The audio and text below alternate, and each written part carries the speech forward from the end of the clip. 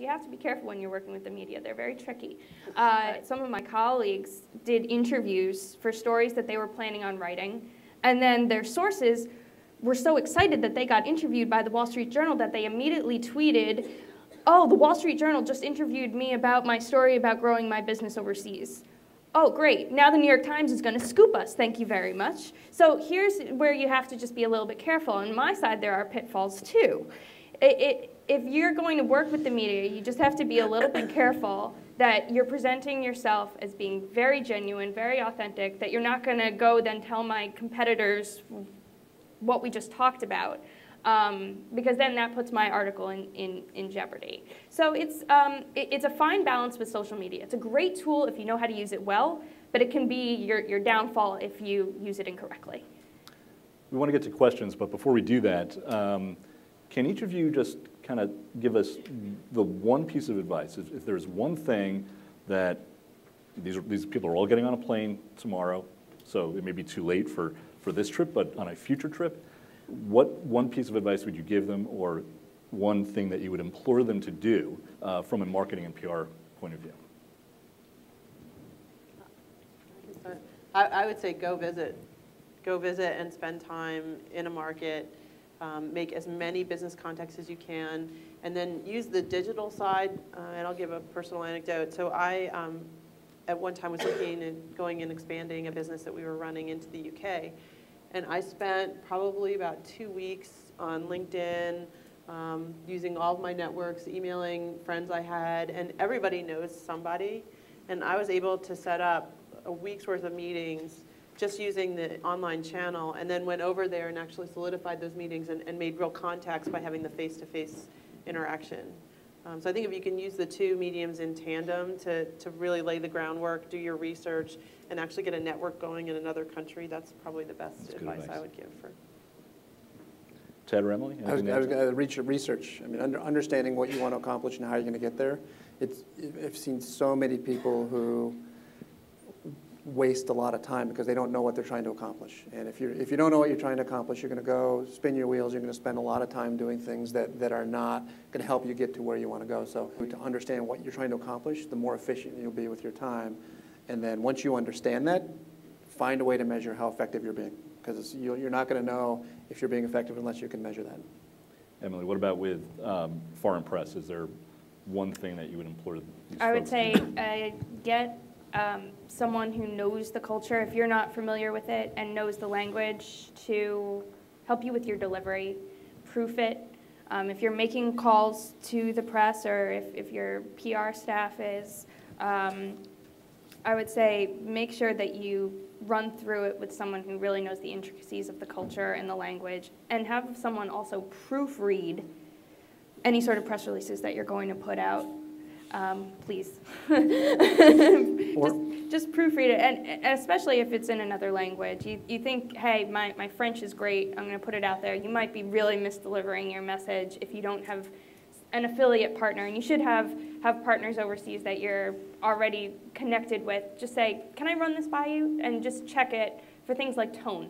Tone is a nuanced thing that only a very trained ear would be able to distinguish. So I would say just make sure you have someone on your side to do that. And I don't think that's only for PR or press. There's a saying, you only have one opportunity to make a first impression, and people will notice things. If there's misspellings or poor grammar or things in an email communication, that shapes a perception, and it does for me. I get emails from entrepreneurs and investors and all these different people, and if they haven't taken the time to proofread an email to me, or it's a little too informal, I've got a perception of how that person thinks of me, because they couldn't take the time to do that. So be very cognizant of all communications. Sounds like a great role for a global PR firm, perhaps. But let's open it up to questions from the audience. I just have a couple of statements on. I run a digital marketing agency, and we actually work in the social media space and manage accounts for them. So just to kind of echo some of Tad's comments about Twitter and stuff, I did an interview just recently with Tony Hsieh from Zappos, the CEO, and he said that all of his tweets, and we kind of follow the same model, he just actually gave it an acronym, all of his tweets follow in into a category he calls ICEE, which is they all have to inspire, connect, educate, and entertain.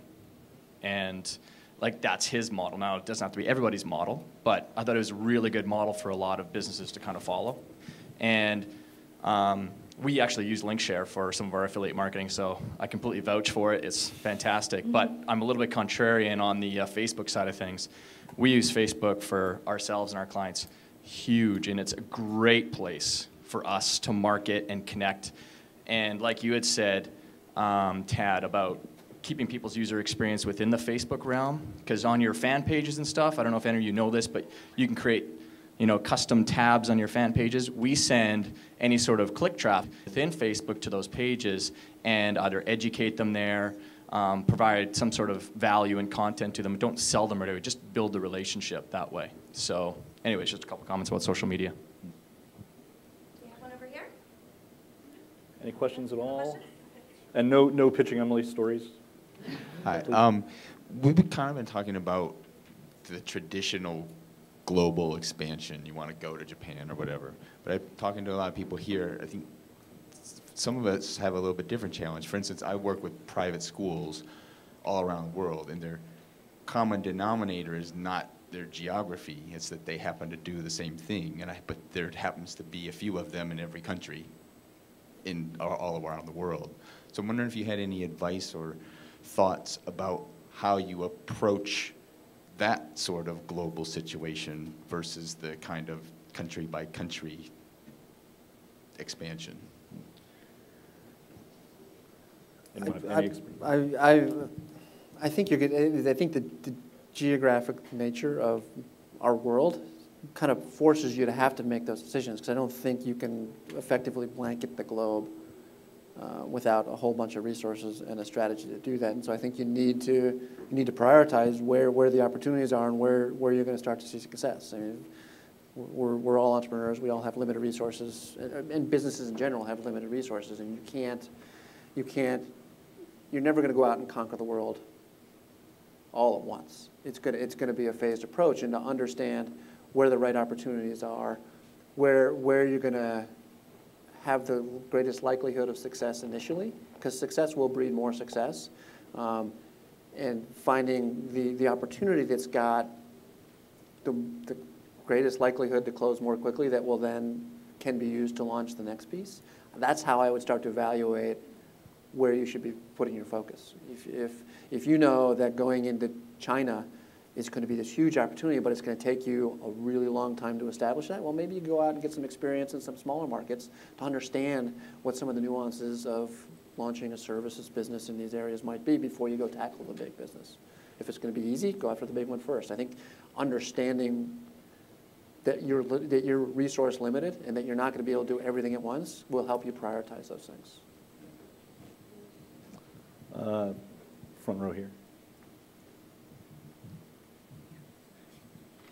I'd like to ask a question. We're a nonprofit, so obviously our needs are somewhat different than for-profit business, and yet marketing is critical, not even to reach out to our constituency, but also to try to raise funds. Being a small nonprofit, and obviously with funds being very, very limited, how do you reach out to the media? How do you maximize the benefits of a marketing plan on limited resources? I mean, going back to social media, I mean, that is a great way to be able to get the word out there without having to hire a professional marketing team. I mean, I do depend a lot on PR professionals to help me cull my sources, and obviously, I know you can chime in here. It's a great way to make sure that your message is right on point, that you're getting the message to the right person. Every journalist has a different beat, and it just means you're going to have to do a little bit more work on your end to figure out, okay, Emily covers small business. She specializes in financing. So you're going to have to do a little bit of work on your own if you can't hire a PR or marketing team to do that for you.